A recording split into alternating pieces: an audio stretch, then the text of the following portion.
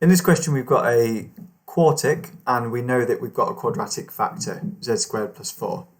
So because of that, we know that we can factorise this quartic into the quadratic factor multiplied by another quadratic, because that's going to make sure that we have a z to the power of 4 as our highest power of z. So let's call that other quadratic az squared plus bz plus c. And if you're confident with polynomial division, then feel free to skip on. I'll show you two different methods, long division and grid method. So if you're doing grid method, we're basically going to say, well, we want to be able to times these two quadratics together to get this quartic. So I'm going to write that down the side, z squared. Now, you don't really need to put the plus 0z, but it makes sure that you keep the diagonal pattern. But if you're confident doing it without writing 0z, then go ahead and do that. And then we'll have plus 4. And we want to times that quadratic by this other quadratic, which we've called az squared plus bz plus c. And we're gonna try and work out what that quadratic is. And when we times these two things together, we want to end up with this quartic, this polynomial of degree 4. Well, to get our z to the power of 4, we have to do the z squared times z squared. So we want that z to the power of 4. So we know that must be z squared in that box there. Then we can fill in the complete column. And this is why you don't necessarily need to put the 0z, because obviously this row is just going to be 0 each time. And then here we'll have plus 4z squared. Okay, so to get our z's, this should be z cubed. To get our z cubed terms, it's going to be this diagonal here. So on this diagonal here, we're going to have, we've got 0z cubed so far, and we want minus 2z cubed overall. So we need minus 2z cubed here. So we know that we must have minus 2z there. So let's complete this middle column. We're going to have plus 0 z squared, and then we're going to have minus 8z. Our z squared terms are going to come from these boxes here. So far we've got minus 4z squared, and we want 21z squared. So we know that we must have plus 17z squared there in that box. So that must be plus 17 here. And then let's just complete the final column and make sure that that works. So we're going to have plus 0z there and plus 68 there, which is great, because the z's add up to minus 8z, and the constant term is just 68.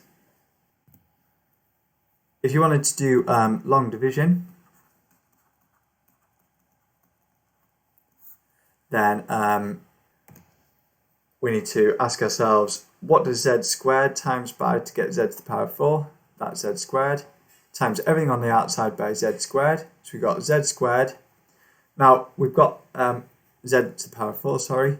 Z squared times z squared is z to the power of 4. And then we're going to do z squared times 4, which gives us 4z squared.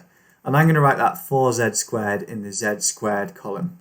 Because really, when I do z squared times by what's on the outside, I've got 0z cubed, 0z, and plus 0, just to make sure that I keep the columns lined up. And then do top line take away bottom line. Z to the power of 4 take away z to the power of 4 is 0. Minus 2z cubed minus that is minus 2z cubed. 21z squared minus 4z squared is plus 17z squared. Minus 8z minus 0z is minus 8z. And then 68 minus 0 is 68. And then repeat the process. What do you times z squared by to get minus 2z cubed? That's minus 2z. And then times minus 2z by everything on the outside. So we're going to have minus 2z cubed. Now we need to do minus 2z times by 4, which is minus 8z. So I'm going to write that in the z column. And then do top line take away bottom line. These two cancel each other out. 17z squared take away, really I've got 0z squared there. Gives us 17z squared. Minus 8z minus minus 8z is plus 0z. And 68 take away 0 is plus 68. And then finally, what do you times z squared by to get 17z squared plus 17? And then times 17 by everything on the outside, we'll have 17z squared and plus 68.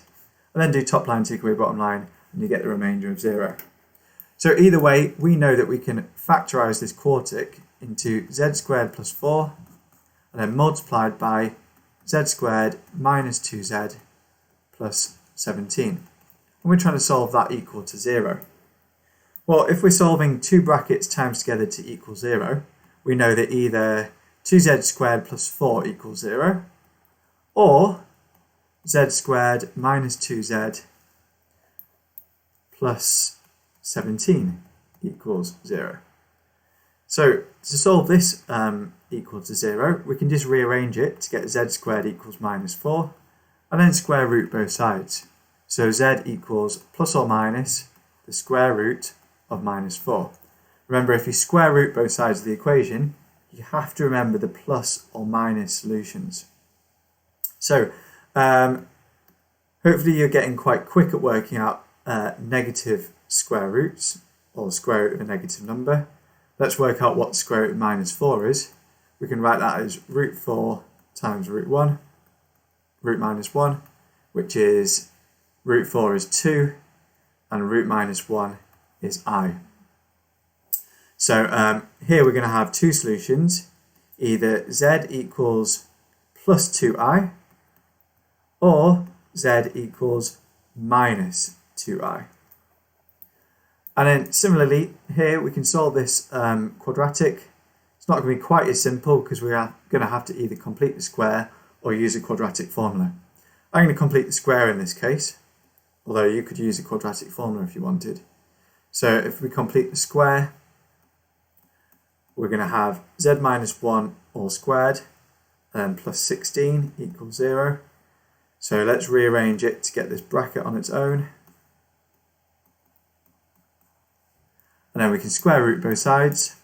So we're going to have either z minus 1 equals plus the square root minus 16. Well, let me just write it like that for now. Plus or minus the square root of minus 16. Well, the square root of minus 16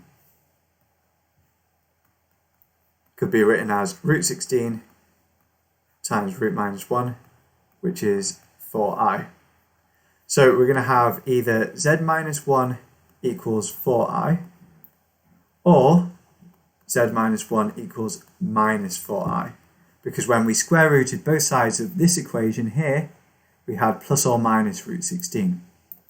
So from this equation here, we're going to have z equals 1 plus 4i, or here we're going to have z equals 1 minus 4i. So let's write out all of our solutions. We're going to have z equals 2i, or minus 2i, or 1 plus 4i, or 1 minus 4i. And notice that we've got our complex conjugate pairs. We've got one pair of complex conjugates there, and we've got another pair of complex conjugates there. And that's always a good check, because you know that the roots of a quartic, as long as the coefficients in the quartic are real, then they're going to appear, the roots are going to have be complex conjugate pairs if they are complex numbers.